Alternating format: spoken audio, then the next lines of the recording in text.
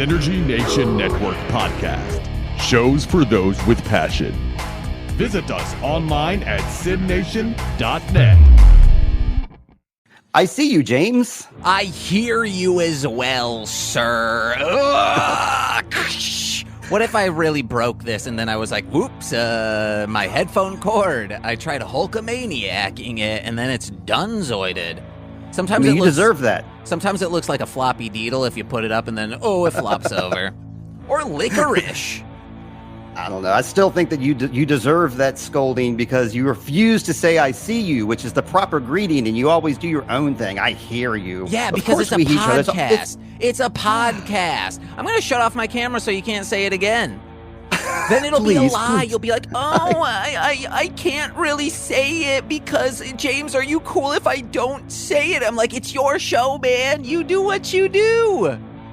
Let's define the word see. It doesn't just mean to visually see something with your eyes. It also means to understand or the and ocean. to okay, those yeah, are the two definitions. What your eye gives you, and also when you float on a big old salty mixture of H2O.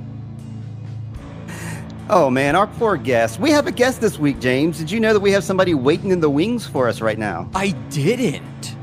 Oh, well, surprise. Oh, I have many surprises for you this week, James. But the first surprise is we're going to bring him in. We've been listening to his jams for quite a while now. Underneath, I like to put music under there. And this week, it's the sweet, soothing tones of Void Master, one of my absolute favorites. And we have Mr. Void Master Nate in the studio with us now. I see you, Nate. I see you, Steve. How you doing? I'm doing very good. It's great to see your face and talk to you. This is not an IRL thing. I've never met James in IRL either, but I consider both of you guys very close friends, even though we haven't actually met in person yet. I certainly agree. We've been talking for a long time, it seems. Yeah, it has. And do you remember our, I don't know if it was my joke or your joke, but I was thinking back to our very first interaction. Do you remember? I really don't know. It was probably my instigation where I was like, hello, I'm an intro void and you are a void master. We must be friends. That's right. It was like the band of voids. And I got a new one now. I got new friends that are intra void with an A, and they're like speed metal and they rip. I mean, their music is just fantastic. And like you, they're playing just basically in their small town. Not doing a whole lot of things, but their music is just top notch and it's recorded absolutely well. I wanted to ask you about recording Void Master, as a matter of fact. I see somebody wanting to come in here. I'm sorry, James. What's up? Outro void is what I call taking a dump. Oh my god. Because I void my bowels and it goes out of me. That's very true. Yeah, I see myself as the intro void. So I introduce people to the void, hello, welcome. And then I'm like, let me introduce you to the Void Master. That's Nate. And then introduce you to them. And then you're like, hello, in here, we hang out with Intra Void. And then if you want to take a big dump, then that's when you hang out with James and you go to Outro Void. So that's the whole circle. Uh-huh. We got it all. You have people in your band now. You're not just a one-man band anymore. You got Kenny and Colin playing with you. Correct. How long has that been going on? I guess we're probably about a month and a half, 2 months into playing with one another. I've known Kenny for a long time. He's been one of my best friends, and funny story about Kenny is the first time that I really hung out with Kenny was at a party that I threw at the house, and my old band played a little show there, just at my house, just to hang out. And Kenny took the bass after we were finished, and until 3 a.m, just plastered was trying to figure out how to play the Seinfeld theme song. And my neighbor came out because, elderly people doing elderly people things, and he was like, are you playing Seinfeld? And Kenny just looked over at him and was like, what do you think? And that was it. That was Christ, that was many moons ago. Well, he was playing it correctly because it was recognizable. So kudos to Kenny. I guess. I would have said I can put this down. I've succeeded. I have nothing left to do. I'm going to play Seinfeld. So you got a new drummer in the fold, too. So this is what I'm really curious about. Did he move his drum set into your space, or did you guys move over to his drum space? So it's actually really funny. Not funny. Colin is a Craigslist drummer. He's our back alley drummer. Just answering an ad on Craigslist. He has an electric kit right now that he brought to my friend's garage. She's kind enough to let us use her garage because we don't have a garage. Kenny lives pretty close, but Colin's maybe 40 minutes away. But he has an electric kit right now until he goes home and gets the actual acoustic kit. So okay, he comes to us every week. I saw a video of you guys playing, and he was playing an acoustic kit, wasn't he? No, he was playing electric. Really? It sounded fucking awesome. It sounded great. Yeah, we have it running through a pretty big PA right now, so try to keep up with the bass and the guitar. He must have it plugged into Easy Drummer 3. Ooh, Easy Drummer. That's are any of you guys aware of that, or is that just someone who's like, I'll never be able to have live drums, so I need to find a plugin that I can pirate to be able to use this? That I used to use Easy Drummer all the time. Okay, hell yeah. The sound trap. I know that you're like an enemy of sound trap, James, because it gives me lots of problems. Therefore, it gives you problems. But it has a fantastic drum. It's not a plug-in. It's not an add-on. It's just there. Like drum tracks, you can choose from 30 different sounds, and then you can plug in an equalizer to those sounds and fine tune it. And you've heard it, Nate. I sent you a song recently, and that's what I used on that song. Did you notice the drums sounded stupid, or what was your opinion of those drums? They sounded like real drums. I mean, you could definitely tell that they had a little mechanical edge to them, but if you polished everything up, because I know it wasn't that wasn't the recording, that was just the rough take of everything. Mm-hmm. If you polished it up, you would be able to tell. Actually, fun fact, the drums on Colt, which is the one song that everybody seems to want us to play, those are all mechanical drums. It's the same drum track for 32 minutes. I'm surprised. No one noticed. Damn. That's the first song off the album, right? It's Colt, Weed, Wizard. It's Weed Witch Wizard, Colt, and Colt's the last song. It's the 32-minute just nonsense. I was thinking of a different song then, but now that you mention it, I'm thinking of that song, and I'm surprised. Good job. Very good job. Thank you. A surprise people will hear from me. The drums on Indica Inch, those are live drums. Keith Moon played them. Wow. How did you score that one, dude? Did you go back in time, or is he still alive somewhere and hiding?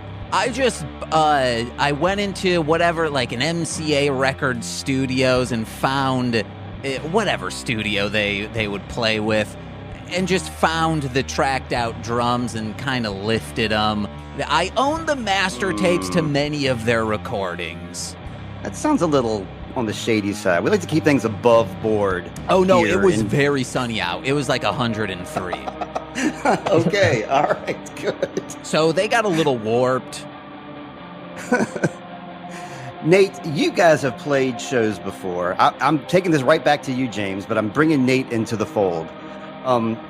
I saw a podcast and somebody animated it, and it was a lot of fun to watch. And it was a story about you guys playing an outside show, and y'all's payment was a giant bag of mushrooms. Is that correct? That is correct. Did you eat said mushrooms, or did you what was the deal with that? Were they any good? I personally did not partake in that. It really was a trash bag, a hefty trash bag. Whoa! Just brimmed, and like in that podcast, the kid used to come to our practice space with my old drummer, which was my house, and he would just hang out and pass out sometimes. And when he said he was throwing a show in the middle of nowhere in a field, we were like, what's going on? It was a real dumpster fire. Actually, it was pallet fire. He rented a U-Haul and he loaded this U-Haul with pallets. He had a pallet fire. We were on the back of some dumpy trailer, and there was like a light tower. That's what we used for electric. It was a mess. It was a great time. Great. That's what matters, is the great time, I suppose, in the payment. And Nate, I wanted to bring that up, to bring up this. There's somebody that I know. His name is James, Marshland Monster. And he very recently partook in some mushrooms for the very first time, just 2 days ago, on Thursday. So we need to find out, James, are you a different man now?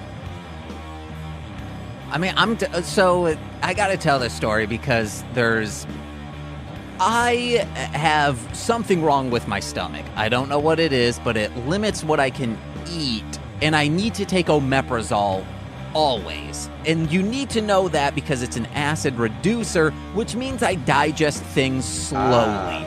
And I need to really steer that into my head. So you need to know that to go into this story, and I should have realized that going into this story.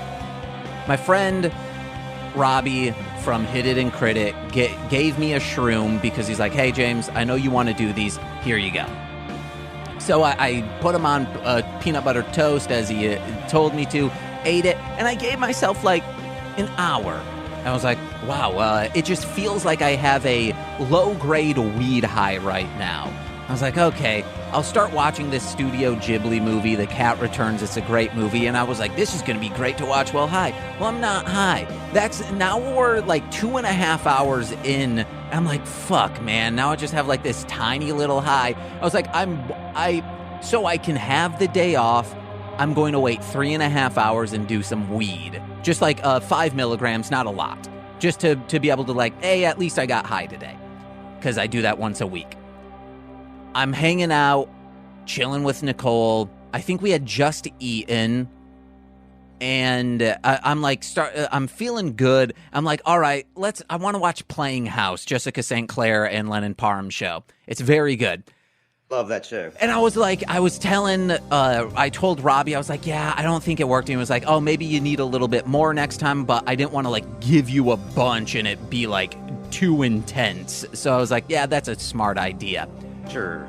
So I was like, yeah, Nicole, it sucks. But hey, I feel like this weed high's kicking in. And I watch. Do you guys use Apple TV? I do not. No. Nope. Okay, well, when like most things when you log into the app on a Roku, it'll show like their logo. Nicole went to take care of the dishes, and then I'm sitting down and I click on Apple TV and that Apple logo comes up just in a black void of nothingness. And then it like 3Ds and I'm like, Nicole, it worked. Oh my God, it worked. And then I proceed to watch Playing House, and it was magical because slightly magical because whatever t-shirt they were wearing, like if it was a like very like predominant color, the entire room, like, you know, when you're at a swinger's house and they throw a tarp over, not a tarp, a cloth over a lamp to like make the lighting change a little bit, like a red scarf. At a swinger's house? Yeah, I go to those all the time. In movies you've been to one. Sure. So whoever's shirt was on screen, the entire lighting of the room would change to that color. I was like, holy shit, this is amazing. And it would start like going like really intense, and I'd be like, no. And then I'd have to be like, no, James, allow this to happen. It was awesome. The only issue I think was I also took the weed, which meant I was constantly eating. And I think it dehydrated me because I asked Nicole, like, hey, could you get me some tortilla chips? And Nicole, like, started pouring them out and they just, like, flooded out. And she's like, whoops. So my weed brain was like, well, I gotta keep eating these. And it was real fun. I'm excited to start. I want to do it again, maybe once every other month. And hopefully, and while watching Playing House, I kept wanting to like watch something else, but I was like, I don't want to leave my friends, Nicole. And she thought that was very funny. That I was like, this is comforting. I know what I'm going to expect here, Nicole. Did you experience any Jason Mantzoukas? Was he in any of the episodes that you saw? No, he's season 1. I just have season 2 on Apple TV, so no Jason Mantzoukas, just a lot of Keegan-Michael Key, Lennon Parham, Jessica St. Clair, Bird Bones, all of them. Are you familiar with this show at all, Nate? Playing House? No. Have you ever listened to Comedy Bang Bang, the podcast? No. Okay, well, then you wouldn't be. You might not be familiar with these actors then. What about Minx on HBO Max, the new show? No, truthfully, I don't really watch a whole lot of TV or anything like that. Dang it. Me neither, but it seems like the things that I do watch, it seems like James has seen them all. So it works out in my favor. I almost watched The Time Machine from like 2002, but I'm kind of glad I didn't because that might have been a little too intense. Time Machine. I'm going to take a pause real quick for time, and I want to come back and talk about some Time TV shows. Okay, guys? All right. All right, here we go. Guys, we are back. And speaking of the Time Machine, you were talking about wanting to see the Time Machine. We are going to watch Time Bandits pretty soon, James. Are you okay with that still? Me and you watching Time Bandits with Titanosaur? I take it that's a yes. Yeah, that's a yes. I mean, I don't have any other choice. Like, this is a podcast. Like, you're telling me what to do. Oh, well, in that case, I'm not reading the fucking books. I'm not reading the books. That is one thing. If you say, hey, no, this is not okay, good. This is not a book podcast. This is a podcast about the TV show, The Wheel of Time, and its related other TV shows, which Zoe Robbins was also in a TV show called Super Ninja Steel.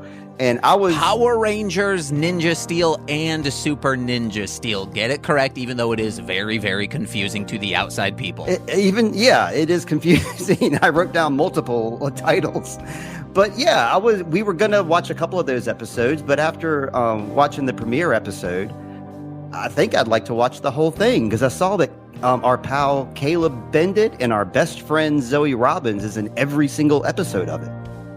Okay, one of those people I know tangentially because they were on my podcast, your pal, and yes. I'm friendly with them. The other person, your pal. I guess it would be like a 3 degrees of marshland monster. Mm-hmm. You could technically get to Zoe Robbins, but I don't know that individual. I have never spoken with her, and I don't want you to start saying that because then Caleb, what if someone clips that and they're like, wow, this is really weird, this dude's doing that, and then he's like, oh, I removed the 3-year anniversary episode that we did, and I graciously gave you 3 hours of my time. Not my choice. That was all on him. Well, that's why I was excited about this show, because of Caleb Bendit, because he was on your show, and I loved that episode. I'm surprised that he doesn't podcast more. He's a natural at it. But, I mean, I don't know. You said so many things there that my brain went 1,000 different directions, so I'm just going to move sideways.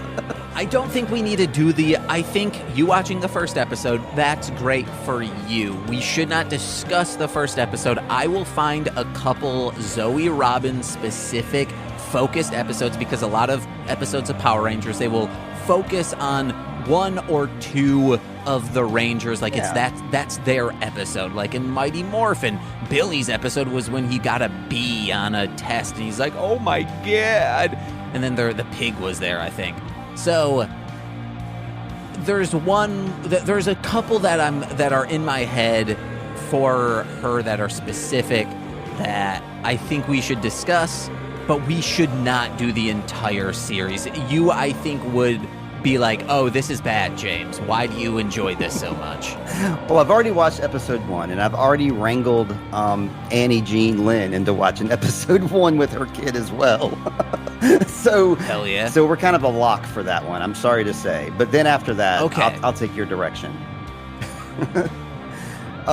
Yeah, Nate, are you a Power Rangers fan at all? Were you a Power Rangers guy growing up? I knew Mighty Morphin Power Rangers. And honestly, it was one of those things that was always on the Saturday morning TV cycle. I can't really remember exactly, because there's so many different variations of it. Yeah. I don't really remember any other specific one besides Mighty Morphin. So what were your cartoons then when you were a little kid watching those cartoons? Oh man, Ren and Stimpy. Hey. Ren and Stimpy, South Park, which wasn't a Saturday morning cartoon, but that was always a mom and dad went to bed, so now I'm gonna watch some TV. Geez, Angry Beavers, Cat Dog, Ed, Edd and Eddy is probably one of my favorite shows. Now we're time. talking. Yeah, we love Ed and Eddy. I've been watching it in the mornings this summer because it's a summertime show. And then at nighttime, I'm watching the last season, which takes place in the fall because they're in school. Yeah. Ren and Stimpy, it's a damn shame how much I loved that show. Me and my buddy Sam were just all about it, just ate up just hours of our time. And then finding out what a fucking creep that dude, John Kay, turned out to be, it kind of ruins the whole Ren and Stimpy experience for me now. I hate to say it. I'll say this about that whole situation. He only worked on a handful of episodes and then he was fired from it. So at least you can, I think, enjoy all of it because a lot of people worked on it. And even though he created it, he wasn't involved in a lot afterwards. It's the same as the Loud House or Clarence, though the creators of those shows eventually were found out to be assholes and terrible people, so they were after Loud House is different. Loud House was a few seasons that dude was still on there, but with Clarence, I think the first season and then he was out. You got to remember that it's just one person, especially for TV shows, and after a lot of seasons, if they're not involved in it, it's fair game, I think. It's true. I mean, Bob Camp did most of the stuff for season 2 and after, but season 1 was the season that me and Sam watched over and over and over again, which was the John Kay season, which was the outer space episode and those classic first episodes. South Park is funny, Nate, that was very popular among us bartenders at Applebee's. That's how old I was when that show was coming out. I was, I think I was about 23 or 24. So I guess we're showing our age difference talking about South Park with you being a young chap. That surprises me, though. I thought you were more my age. Me? Yeah. No, I'm 26. Hey. Whoa! I'm 26. You're my boy's age. You could be my boy. That's old. You're younger than me. I'm younger than you. Yeah, I'm 30. Oh, that's not much of an age difference. Because my experience, my first big experience with South Park was my friend Austin Lawton. The summer between 5th and 6th grade, I don't know how he obtained it, but he owned it. It wasn't like it's his dad's or his brother's. He owned the VHS box set of season 1, so we would just hang out in his bedroom, watch that, then go to Michigan's Adventure, 2 parks for the price of 1, and have a ball that summer. That was a great summer. Every summer's a great... Oh, you go ahead. Oh, my first experience with South Park, first off, to your point, every summer is terrible, Steve. It's so hot. But my first experience with South Park was my mom dropping me off at her brother's, my uncle, and he was the cool uncle, and he was like, do you know what South Park is? And I'm 8 years old, and I'm like, I don't even know your name, man. What's up? And he's like, are you like video games? And I'm like, yeah, Mario's cool, I guess. But he had the South Park go-kart game or whatever for some system. And I was like, wow, these kids are cursing so much. And he was like, yeah, it's a TV show. He sat me down. We watched maybe 2 episodes of it along with playing the game. And I was like, this is the shit. This is awesome. And that was it. He gave you the keys to the big kid kingdom, I guess. Yeah, I said earlier I don't watch a lot of TV, but I love cartoons so much. That's this guy over here, James. He's a cartoon fanatic as well. They're real good.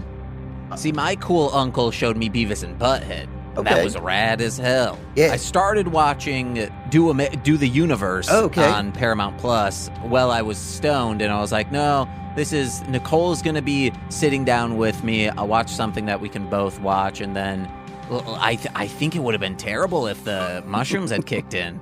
That would have been a treat. I wasn't aware the movie was even out yet, as a matter of fact. And yeah, again, Beavis and Butthead was another cartoon that Sam and I watched as old teenagers and adults as well. I'm trying to think I guess it was Saturday Night Live when I was like 8, 9 years old, watching Scooby-Doo and watching that kind of stuff. And then my big sister clued me into Saturday Night Live, and that's what we would stay up to watch. And I guess that was like our naughty entertainment, which really stuck with me because I love sketch comedy. I still love Saturday Night Live. I'll defend any season of SNL with very few exceptions. There are exceptions, but I defend most seasons, especially the newer ones.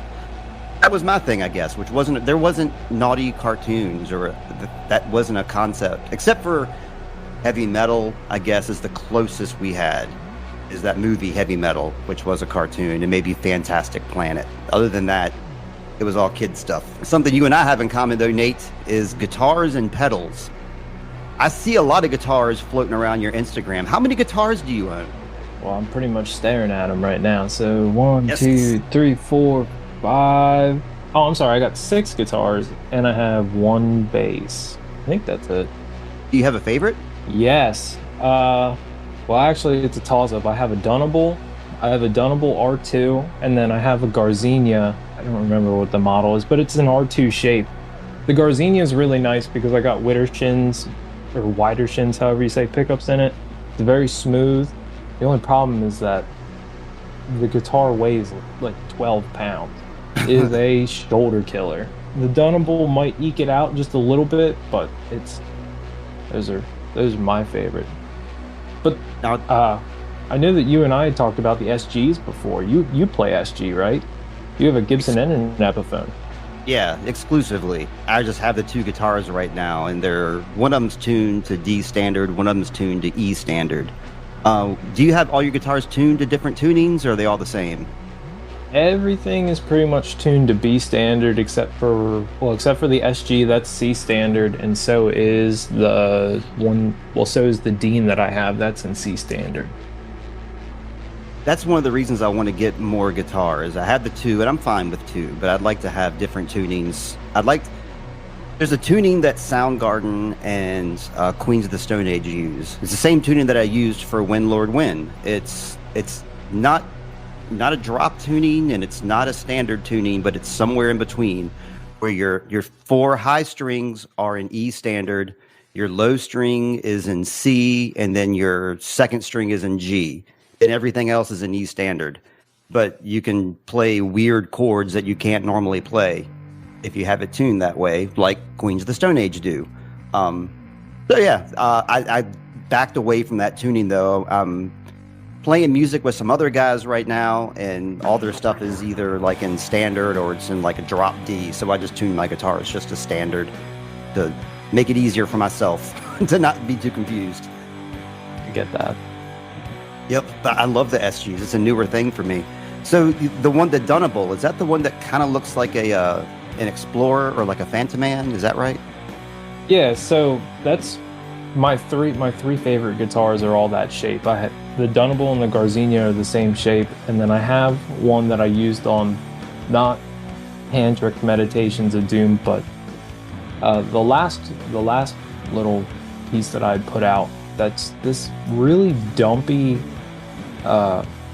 RD shape that someone made, and it's got like the Black Sabbath angel in it, or demon or whatever. I don't know. It's also a very heavy guitar, but those are my three favorite, and they're all the same shape.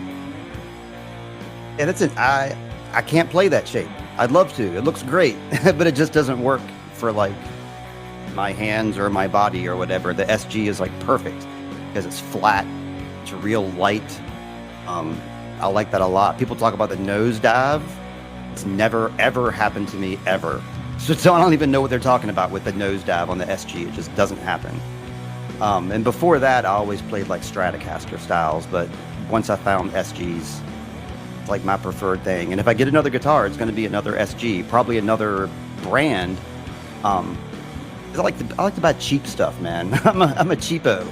The bass that I have is a Stingray, and it's, talk about heavy instruments. I mean, that thing is too heavy on me, and the strap is reinforced for a reason, and it's ridiculously heavy. And it's just, it's a knockoff. It's a knockoff bass, and that's why. But they use like the heaviest wood possible, which I thank them because it sounds very good for as cheap as it is.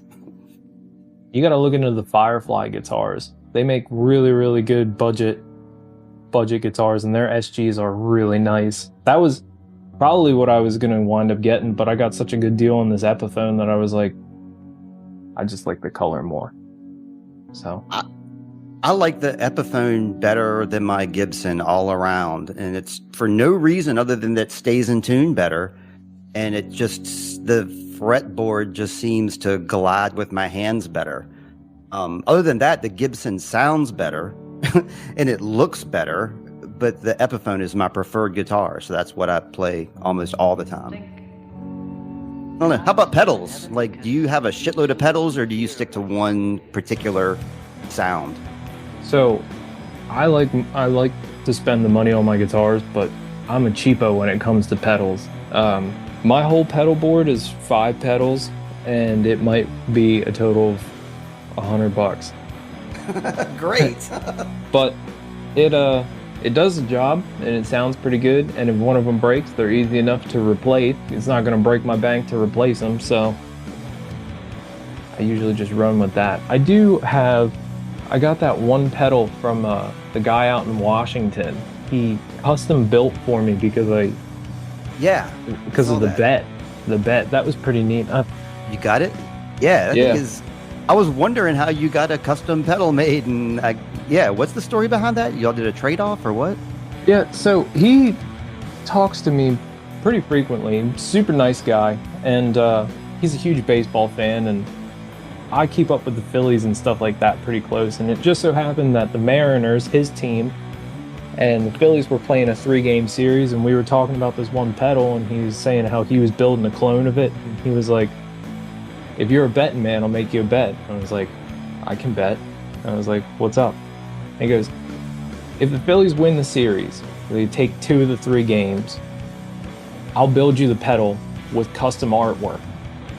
But if the Mariners beat the Phillies, you just pay for the parts and shipping, and I'll just ship you out the pedal. And I was like, well, that sounds like a good deal.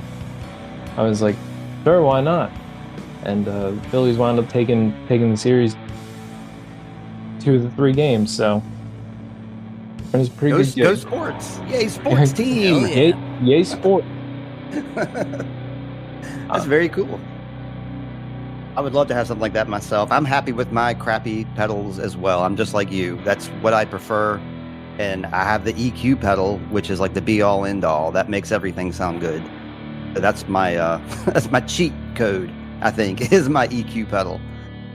James, I started thinking, I feel like we kind of glossed over your whole experience a little bit. So I want to go back to the Thursday. Hold on. I can't get in on guitars unless you're talking about the FL Slayer. Don't use that, guys. It's bad. It's Fruity Loops in quotes guitar. It's really bad. But what I know, you guys have heard of a mic stand, correct? Yes. What about mic stands? Drop the D. It's another edition. I do this on Mostly Speaking Sentai when I have musicians on, of mic stands. Yay! Mr. Void Master, what microphones do you stan? Oh. Do I stan? Like me, I'm an AKG guy. I started with the Perception, and now I use that C214. I enjoy it. It's a very good sound for not a lot on the bank. I am not by any means a microphone aficionado, or I'll even say well-versed in any of that stuff.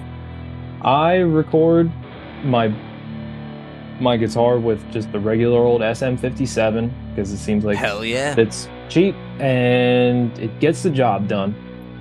I do have, it's called the NT1A, and I use that for vocals, and that seems to do the job. I do have this ML, or what is it, MXL or something? It's this real dumpy, it was the first microphone I ever bought when I was like, I'm going to record my own stuff. It sounds like total garbage, but it has this weird thing where it picks up crazy amounts of bass in everything. So when I record bass, that's the microphone I use. It's supposed to be a vocal mic, but it picks up just obnoxious amounts of low end of everything. I believe that the MXL is the microphone that when a bunch of rappers in Muskegon in like the early 2000 teens, when they started like, oh, James, we're going to just buy our own microphones, this and that. Then, of course, like clockwork, a few days after they get it, they message me saying, the microphone's not like picking up any sound. I'm like, well, you got phantom power. And they're like, what's that? I'm like, well, that's your issue, guys. Oh. I believe it was always the MXL because it's a little inexpensive but would come with like, it looks cool and would come with a cool looking shock mount. So they're like, that's what they have in studios. It probably is what they were using. I do remember when I first started, I couldn't figure out anything. I was like, what in the hell is phantom power? And then I had this really, really dumpy Behringer mixer, just this like one track, or I'm sorry, it was a 2-track, this thing was awful. And then finally, one of my friends came over and was like, you see this button on the back that says phantom power? Maybe you should turn that on. I was like, yeah. All right. And then everything worked, I guess. I'm recording both of you with Behringer. So you guys go from my computer into a Behringer mixer to use as a preamp into the Behringer interface that I use to record everything. If the computer was able to like boost your guys' sound enough, I would just go right into the interface with that. But Behringer, I think, makes great interfaces. Like, people are like, oh, you got to get that Foresight shit. I'm like, for the price of one channel, like a mono mix, you could get 4 channels from this Behringer Euphoria 404 HD, the UMC series. You guys got to check it out. It's a quality product. Guess what? That's what I use. Whoa! Yes. that is, I've blown through 2 of them. Well, I'm on my second one, I should say. But yeah, the Behringer stuff is really the best bang for your buck, and it does an absolute top-notch job for what it is. I mean, even for Steve, I use Behringer. I have like 3 Behringer pedals on my board because they're $25 a pop, and it's who cares? I mean, the 404 runs like I think 150. The interface, it's like $150, and it's like that's nothing. But it's absolutely nothing compared to if you're going to get like the Focusrite or anything like that, and they have such terrible problems and so on and so forth. So, and pre-pandemic, you could get the 404 for under $100, and then pandemic happened, and everyone was like, "Well, we need to record from home or be on like Zoom calls. We got to get these." So then it's like, "Oh, just buy it new opposed to used because they're going to be the same price." Yeah. Yeah, for me, our best microphone here is the Shure. I guess it's the Shure 57, Shure 58. I think it's a pretty across the board standard microphone, but that's Heather's microphone. I'm looking at it over there. That's the one that she uses. The ones that I use here are my Amazon knockoffs. These are called Mayano, and they're very cheap, and they come with a windscreen, a little microphone stand like this. They're extremely cheap, but the sound quality I think is pretty great. I haven't had any issues with them. And so I record my guitar and bass with these. I mean, her microphone we only record vocals through. No, I take that back. Windlord Wind was this microphone. We use this microphone for that. So even though it's a cheap knockoff, it comes with all these goodies with it. and it plugs into your computer, and it sounds just as good as a Shure. So I know we're not supposed to, be like promoting like cheap knockoffs from overseas. We're supposed to be buying American and spending more money in America, but this thing really is worth its money. I don't know. I shouted out AKG, and then we talked about Behringer, which I believe Behringer is able to be inexpensive because the dude who owns it owns some factories or something in possibly Germany. So we haven't been talking about any American-made products, at least in mic stands. No. Yeah, you're right. You're right. You gotta get your bang for the buck, and guys, for real, Behringer. Every single vocal I have ever recorded for a song has gone into a Behringer product to go into the computer. Right on. So let me hear about both of your projects. I mean, Steve, I know you talked a little bit about it earlier, but whoever wants this, you know what, Steve, we'll cycle back to you. James, okay, James, let me hear about your projects. Let me hear about your stuff. Currently, I'm working with Dragon Boy Suede, a.k.a. Howard Kramer. He's a stand-up comedian of note. You can check him out on Comedy Central Presents, I think, Season 11, Episode 9, possibly. I could be very wrong on that, but he's a stand-up, wrote on Beavis and Butthead, the aforementioned, and a very funny guy who charted Grift Horse, great podcasts. He hadn't, put out any music in a while, because of pandemic and trying to go over to his normal producer's place. So I was like, hey man, let's I have this way to make money off from music. I don't want to say it on a free feed podcast, right. But I was like you should just try to do that for your own music. And then he's like, this seems complicated. And I was like, okay. And he's like, just send me, do you want to know what? Send me some beats and I'll do some songs or I'll send you some stuff. And I was like, okay, kept sending him stuff. And he has a very specific sound he wants. He calls it a donkey style, which is pretty much melodies that you could play with one or two fingers on a keyboard. So that's what I'm working on. They're more comedic than my normal stuff. And then need 2 more songs for a secret project of remixes for something I can't talk about on a free feed, and then the main CD that has been cooking in the back of my head. It's just really sad, so I kind of don't want to write it. It's called With Hopes to Overdose, Marshland Monster. It's about survivor's guilt. Oh yeah, from friends dying of drugs and alcohol. Very interesting. Very interesting. So, then one of my other questions for you is that I heard, I guess this was a little earlier, you mentioned something about if it's not hardcore rap, or you had said something else, but the hardcore rap kind of caught my attention a little bit because I love my riffs and I love doom and I love all that other kind of stuff, but I do have a very soft spot for rap, so I'm going to assume you do as well. Oh, yeah, I think it's the greatest music to ever be produced because it is very easy to make, and it's like when punk rock came, punk rock and rap music I think are extremely similar, where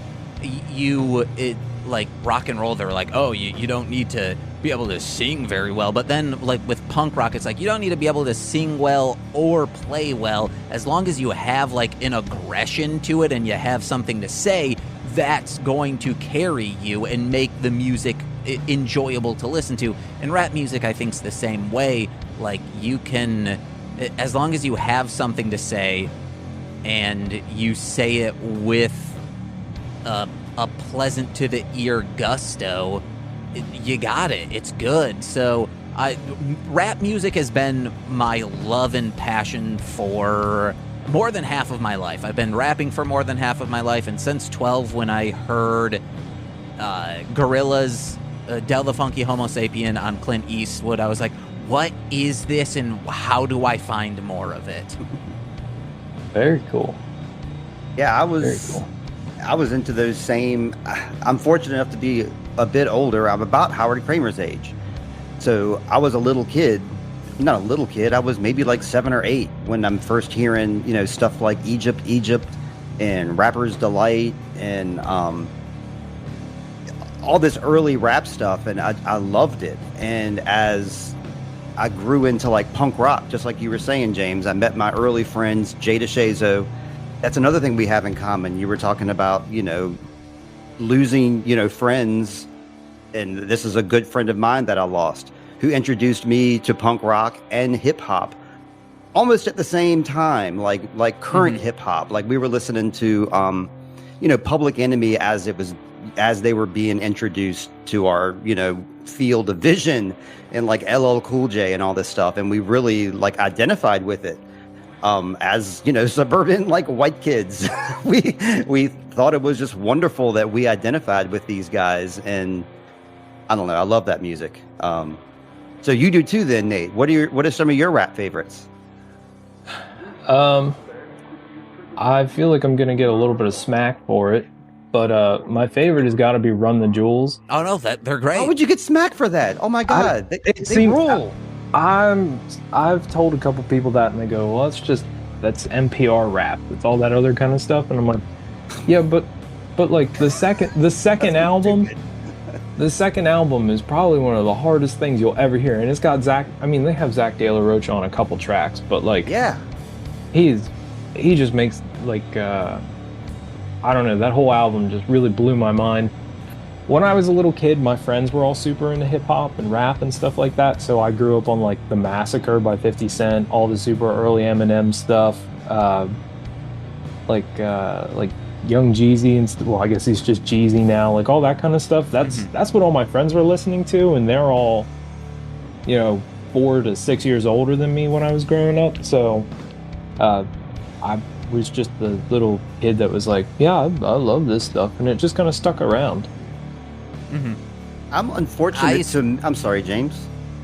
Oh, I was just going to say, I saw Run the Jewels. Like, this is how I was like, I should probably listen to them because I'm about to go see them in concert. Not because I was going to see them in concert, but because they opened for Lorde, and they were very, they were like, hey, they did their first song, and then immediately after that ended, they were like, hey, to the young girls out in the crowd, we understand, we don't know why we're here either, but we're gonna make sure you have a good time. And to the parents in the crowd, we apologize if you have to explain anything to your children after this concert. Like, they were very forward about it, and it was weird. It was like Beastie Boys opening for Madonna, but like not vapid. Like Madonna and Beastie Boys at the time, they were kind of vapid. Yeah. Because one was playing a character and one was a pop idol. Yeah, it was bizarre. Yeah, Caleb went and saw Run the Jewels, which surprised me. They came through a couple years ago, and after the fact, he told me he saw them, and I was so proud of my boy for going to see Run the Jewels. It was great. Caleb's my son. Oh. They're a very self-aware group, and I think Killer Mike has to be one of the most upstanding human beings ever. I mean, if you ever saw a show on Netflix, Trigger Warning, it's kind of eye-opening. I know that some of it might be dramatized, but the principles are still there, very much so, and it's just an awesome show. I think he's such a great guy. Very good. That surprises me that you get shit for liking them, because I wasn't aware that they were considered NPR rap. I guess I can kind of see that because of, how like woke they are, I guess. But I mean, I would that surprised me that you said that. I also really, this should be we should technically move on because we're running a little long. Yeah. But I love that they do like 5/4 time signatures, which is just unheard of in rap music. It's generally just 4/4, and they do it well. Like, they're able to keep the flows different. Like, when you hear a lot of people do like 3/4 on rap, it's just like constantly like dee dee dee dee dee dee dee dee dee dee dee dee. It's like, okay guys, but what can you do different? Okay, well here's the next stanza. Dee dee dee dee. Okay, all right, well you're just doing the same thing over and over again. All right. They don't, and I enjoy that. and 2 thumbs up to both of them. I feel like I have to say something else on the subject before we move on, though, because you were talking about seeing Run the Jewels live. You were talking about how they address the situation. I've been to a couple shows like that too. Most metal and doom shows I go to, the guys come on stage and they do their thing, and sometimes there's interaction with the crowd, but usually it's just they're doing their thing. Voivod is the biggest exception I can think of. Voivod definitely interacts with the crowd and definitely feeds off the crowd's energy. Their guitarist will hand his live guitar plugged in to the audience, and the audience will crowd surf his guitar while it's plugged in. He trusts the audience to do that. It's a thing he does. Juice WRLD, when he was alive, I saw him, and he was playing at a pretty big stadium to a very small crowd. So when Juice WRLD and his crew took the stage, they looked out to a crowd that was very sparse, and a couple people here, a couple people there, a couple people there. And he did his first song, and it was okay. And then for the second song, he was like, we're all here together, so why are we so spread out? Let's just take a couple minutes here, and everybody just, come onto the stage. Let's do it real slow. And they played some background music. They walked everybody up to the front, so everybody was right there. And from that point on, it was like a club show. And everybody was losing their minds because they were right there, and he was right there in the crowd too. It was the smartest thing he could have done. He could have just, gone through the show and gone through the motions at this Richmond, Virginia show. But it was great. I love the way he did that. The end. Let's move on to some Wheel of Time talk. I'm going to take a pause, and we're going to come right back. Okay, guys? All right. All right. Yes, we are back with Void Master and Marshland Monster. Hello, boys. Now, I want to say again that we've been listening to Void Master this whole time. Some of the stuff I think might be early Yawn. Is that correct, or is this all strictly Void Master? I'm talking about the most recent thing you put out. Yeah. So you can pretty much assume that on the 9 tracks that are on the album, the first 4 are early Yawn. Everything else is Void Master. But it's all Void Master. Right on. I love it all. That's why I picked up every song. I hope I can go through all of them in this episode here. But yeah, this episode we're supposed to be talking about Wheel of Time. And of course we're on hiatus because we have finished recapping all of Season 1. And we are anxiously awaiting for Season 2. And in the meantime, we're talking to folks like yourself, Nate, about their experience with the Wheel of Time. Before that, though, are you a book reader at all? Do you read books? I read a lot of books. Oh, great. Books, check them out. Books, check them out. Pick up a book. You got a fantasy? Imagination can take you to where you want to be. Are you curious? How can you find out? Books, check them out. Books, check them out. Read about stars and cars, play electric guitars, or cops that work hard, patrolling the boulevard, the heavyweight champ and his craziest bout. Books, check them out. Books, check them out. At your library. I read a lot of philosophy and religious texts.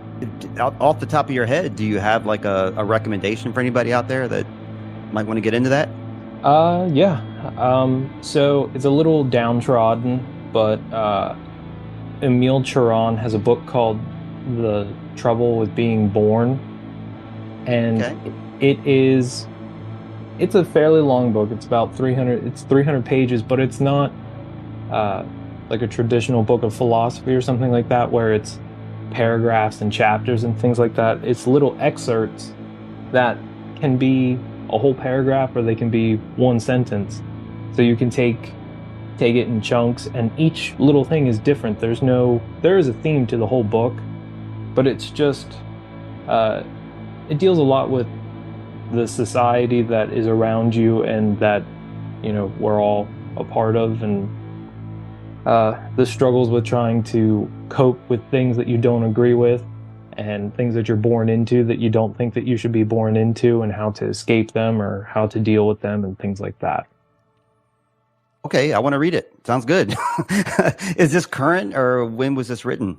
Chiron is from I want to say Chiron is from the 30s, like 1930s.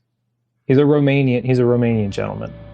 He's obviously deceased now, but pretty good. What you just told me, I'm sold. Do you do like any fiction or fantasy at all? For a long time, I used to read Warhammer books. Sure. I am a huge World of Warcraft nerd. Okay. I have to say. So I've tried to do that, but yeah, that's my fantasy experience with reading. Okay. I mean, of course, we're here because of the Wheel of Time, which I got into just from being into Lord of the Rings and then later Game of Thrones, and other series too, but those are the ones that I seem to always go back to. So you unfortunately weren't able to watch any Wheel of Time. You were telling us about you had a power outage last night. We had a power outage the day before here as well in Virginia. But it sounds like you got clued into it secondhand. Is that right? A very, very quick briefing, yes. It sounded to me like, I remember when Caleb and Charlotte were much younger. I mean, they're older now, but when they were much younger and they would go off and see a movie and they would come back and they would tell me the entire plot of the movie and like all the beats of the movie, and it would be very interesting to listen to. Let me tell you. Was that this case with your roommate too? They were just kind of rambling about things you didn't know about, or were you retaining any information? I didn't retain a single thing because it sounds like it is a very complex storyline. And it's not necessarily something my brain is 100% geared towards. Okay. Just hearing it in the brief situation that I did. So I am here to listen to you guys about this and have you guys sell me on it so that when we're done here, I can go and watch it. What better person than James in that case? Because of course I'm going to have a skewed opinion. James just recently got into Wheel of Time about 21 weeks ago, because this is episode 22 now. Whoa. So yeah, James, I want to hear you give Nate a synopsis or your thoughts about it. I was just going to say, if you like The Witcher or shows of that nature, you're going to love Wheel of Time.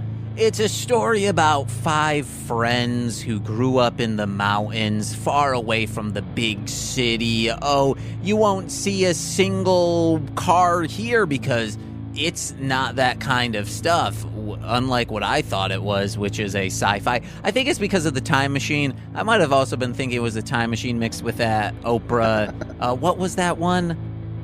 Yeah, oh God. Listen to episode 1 or whatever when we talked about that. If you like fantasy, if you like seeing storylines start to intertwine, I guess Pulp Fiction style. I've never seen Pulp Fiction, but I hear that's what happens. Or I guess I should say, if you like stuff that intertwine storylines like, Valentine's Day or New Year's Eve, you're gonna love The Wheel of Time. So my first question is going to be, can you liken it to Game of Thrones when it comes to the intertwining of stories? No idea. I've never seen Game of Thrones and probably never will. I watched the first season of Game of Thrones and it was far too boring for me to really get into it. I know that it's supposed to be an amazing show, but it's like the first Lord of the Rings movie. It's very dense with lore and trying to set things up. This is not. I guess that's. This is the only time I've been like, well, wait, why is all like, what lore are you talking about, Steve? And Steve's like, well, no, this is from the books, not like you haven't been told this in the show yet. I was like, then why are you telling me this, man? I don't need to know this to enjoy the show. I already enjoy the show. You don't need to sell it on me by like explaining plot holes. They're not plot holes to me. They're to you because you've read the book and one detail was left out. Well, I try not to harp on that too much. I try not to, because there are podcasts that is what their angle is. This the book versus the show, or their podcast might be the show sucks and this is why, or the podcast might be we only focus on the book because we don't consider the show a thing. Whereas I'm like, only book readers will get into this story unless there is a show. And if there's a show, that's how you draw people in, like James. And so he was right in his description of it, and I can safely say it's similar to Game of Thrones. The most thing you can say it's parallel is they were being written at the same time, and both authors of the books were friends with each other, so it's kind of like contemporaries, like Void Master and Intro Void. And it's like we're doing kind of the same thing at the same time, and like we might talk to each other about like, oh yeah, I'm going to do a song about this. Same thing with these two guys. They both have very similar themes, similar named characters, similar world building.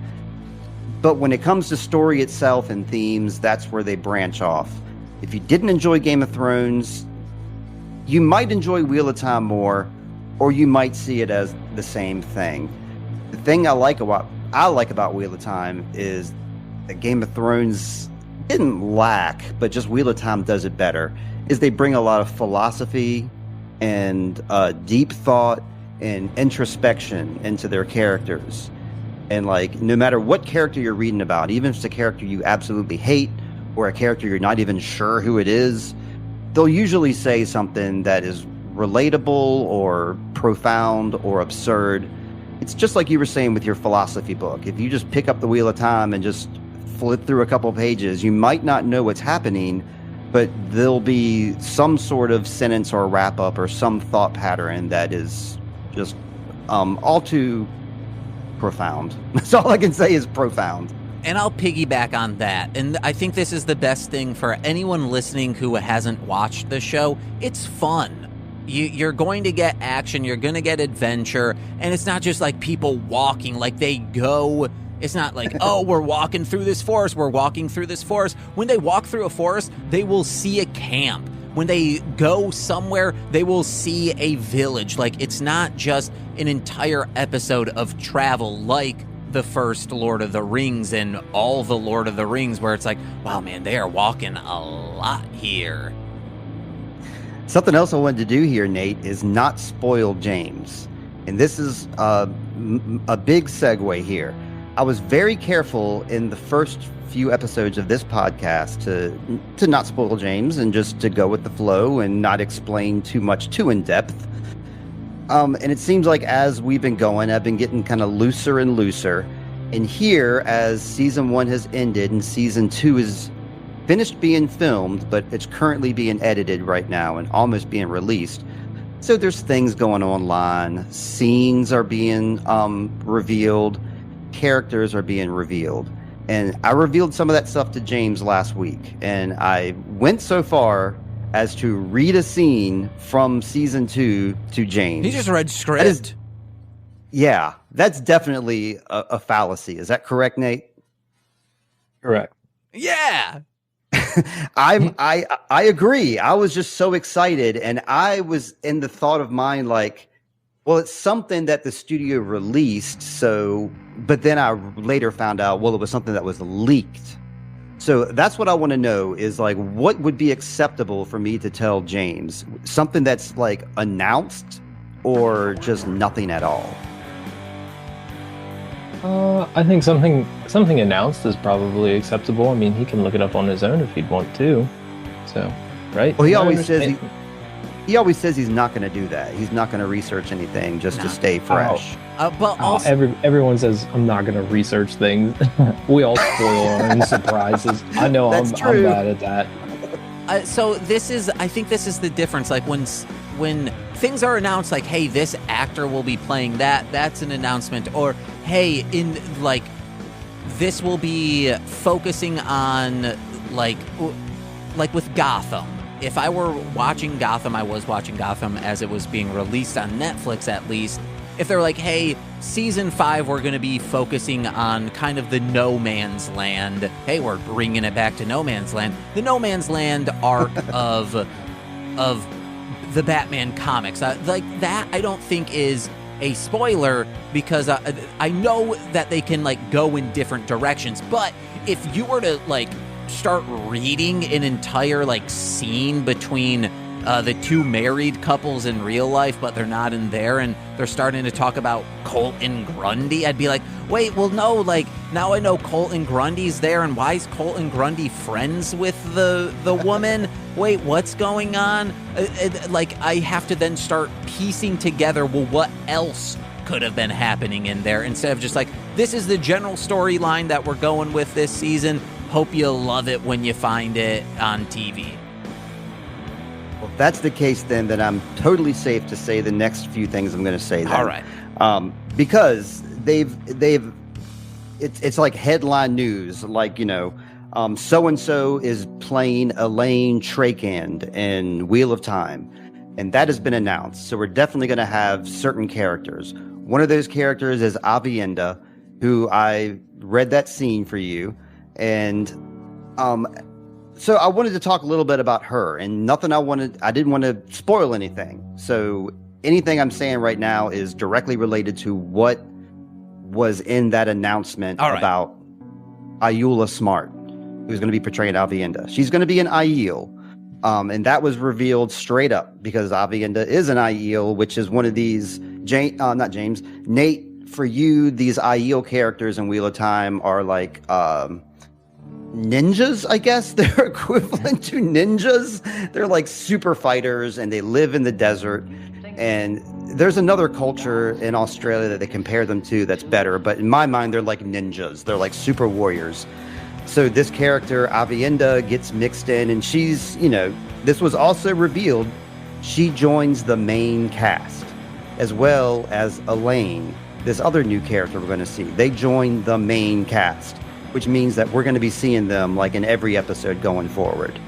So it's going to be interesting seeing like a ninja style person interacting with our cast, and like the culture shock that they must both have. So I just wanted to bring to, I don't know. I'm very sorry about last week, James. Oh, it's all good. I was also probably 70% of it was played up for humor, and then the 30% was like, dude, like, just kind of just telling you, you spoiled something. This is a spoiler, not just to me, to the listeners as well. This is categorically a spoiler, sir. I think our listeners love it because last week we released that episode, and I mean, you know, I'm not going to take anything away from the White Batmobile. I mean, he's a draw himself, and people liked that interview with him. That was like our most successful episode so far, and I think it was because it had the word spoiler in big letters in the title. Mm-hmm. I believe that's what probably drew everybody in, even though it's supposed to be a spoiler-free podcast. Yeah. What can you do? Well, guys, I'm going to start wrapping up now, if that's okay with y'all. Yeah, someone's grilling outside, and I am very hungry. Oh, boy. Nate, thank you very much for coming with us. You are the Void Master, and people can find Void Master pretty much everywhere. Your music is released everywhere. Do you have anything in particular you'd like to plug or share? Well, first I want to say thank you for having me on here, guys. It's a lot of fun. A lot of fun talking to you guys. Just keep an eye out on the Instagram. We do have a couple songs we've been working on, but it'll be a little bit before we get those out to you guys. But keep an eye on the Instagram for some show announcements, probably in the next month or so. And I think that's about it. Right on. How about Mr. Marshland Monster? What do you got to plug this week for us? Hey guys, listen to Indica Inch with Dragon Boy Suede and myself wherever music is found. Also listen to all my other music. But if you want to download the music, where do you go for that? MLMpod.com. And while you're there, you can find out information about my other podcasts, such as Mostly Speaking Sentai, Hit It and Crit It, and Shuffling the Deck. Also, July 8th, if you are in the Chicago area, or if you're going to Fan Expo Chicago at 1 p.m. on the Creator Stage, Nicole and I alive, Mostly Speaking Sentai, baby. It's going to be a good time. Our first, and because of the pandemic, we haven't done another one since. Our first live one, re-listening to it, batshit energy. We are maniacs. We get to do crowd work. I get to know I'm funny because the crowd is reacting to what I am saying. It's very good. Listen to the first one where we we took comic book characters and created a Sentai team. Now we are going to be taking comic book characters and creating a villain Sentai team. So it's going to be very fun. And go over to patreon.com/MLM pod, where for $5 a month you get exclusive freaky deaky stuff. And $10 patrons, I'm guessing that's what Steven is motioning for, get shout-outs on every single free feed MLM podcast. And guess what, guys? This show, you get shout-outs now as well. So let's begin with those, starting with Steve F. He's of the Green Aja. Eric Berry of Ranger Command Power Hour. He's Power Hour. He's definitely the Green Aja as well. Alex Z, the Waz. I looked up Waz. Waz means to slap. He's obviously also Green Aja. Also, she is Green Aja. Okay. They. Orion, a.k.a. Defo. He's a rapper. Check his raps out. He's of the Gray Aja. Kayla, a.k.a. Two Grapes. Oh, she's in the Brown Aja with me. Jordan B., the Chaos Witch. Ooh, Red Aja. Ooh. My brother-in-law, a.k.a. Nicole's brother, Joshua. I don't know Joshua at all, so I can't say what Aja he's going to be in. All right, well, Steve Barnes. I'm of the Yellow Aja. Hello. Oh my God, the womb in which I came out of, my mother. She's also in the Yellow Aja with myself. Just screaming her Instagram handle, I guess. And I believe... Wait, no, I shouldn't say that. I was going to say something that is like, that could be doxing her. I'm not sure. And then, finally, oh, baby, it's Lil Corey's roommate, Shane. Yay! I don't know Shane either, so I have no idea what Aja they would be in, but we can figure that out later. And I want to give a gigantic shout out. They're a new patron at the $7 mark, but they donated a nice chunk, like especially for right now. Courtney H., friends with Joe from Hit It and Crit It. Fantastic. Also, speaking of donations, if you want us to do that Wheel of Time video game, $8.99 I believe is the price of that. Get it so we can start streaming it. Go to mlmpod.com/donate or just find the donate tab on there. Yeah, baby. I want to stream that game. Let's see. I got a couple plugs too before we take off here. Intro Void. We just did a song, Win Lord Win, with Rebecca Crow. Thank you very much. I'd like you to check out my Instagram, Intro Void. It's intro.void. You know, people like to say stuff like, I got a big announcement coming. Well, guess what, guys? I got a big announcement coming. So stay tuned. Hopefully by the time this drops, the announcement will have already dropped as well. But keep following Void Master and Intro Void and Marshland Monster on Instagram, because that's where you can find all of us as well. So guys, we podcasted. We did it. Thank you very much again, Nate. Thank you. Nate, Thank you. out there in Philadelphia, I know it's going to be a hot summer. You hate the summertime, but I hope you always find water and shade wherever you go in life. Thank you. Thank you very much. James, I hope you always find lots of water and shade. Last week you were hot as hell. You were sweating. Did you get water and shade? Are you okay? I sure did. I got water as well as shade. How about me? Do I get any of that, y'all? Oh, yeah. I hope you find water and shade as well. Yay, Lots thank of water you. and shade. Bye, guys. Bye. Have a good week. You too. See ya.